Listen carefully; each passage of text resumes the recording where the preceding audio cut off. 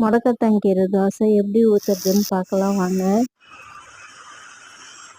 கீரையை நல்லா ஆஞ்சி எடுத்துக்கோங்க. காஞ்ச மிளகாய் தேவையான அளவு போட்டுக்கோங்க. மிக்ஸி ஜாரில் பெருஞ்சீரகம் போட்டுக்கோங்க. இப்போ அலசி வச்ச கீரையை ஜாரில் சேர்த்துக்கலாம்.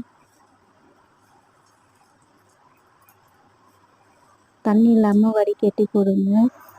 கொஞ்சமாக உப்பு போடுங்க தேவையான அளவு. இப்போ அரைச்சி வச்சுக்கலாம். தண்ணி விட்டு கொஞ்சம் அரைச்சிக்கலாம் நைஸாக. இப்போ அரைச்சி எடுத்துன்னு வந்துச்சு. இப்போ இதை மாவில் போட்டு கலந்துக்கலாம். நாங்கள் மாவில் நல்லா போட்டு கலந்துக்கலாம். காஞ்ச மிளகா போட்டதுனால கலர் இந்த கலருக்கு. நீங்கள் இதே பச்சை மிளகா சேர்த்திங்கன்னா பச்சை கலர்லேயே கிடைக்கும். கீரை நல்லா பச்சை கலரில் இருக்கும். காஞ்ச மிளகா போட்டதுனால கலர் கொஞ்சம் மாறி இருக்குது. இப்போ தாளிச்சிக்கலாம். எண்ணெய் ஊற்றிக்கலாம். கடுகு போட்டுக்கலாம். பொரிஞ்சு வந்ததும் கருவேப்பிலை போட்டுக்கலாம்.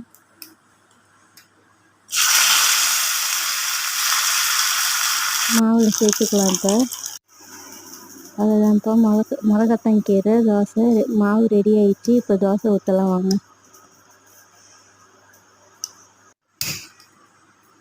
கடாயை வச்சுக்கோங்க.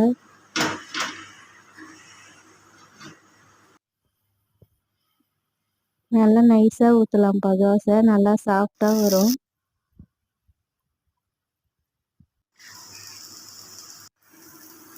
ஹெல்த்தியான சூப்பரான முடக்கத்தான் கீரை தோசை ரெடி ஆயிடுச்சு.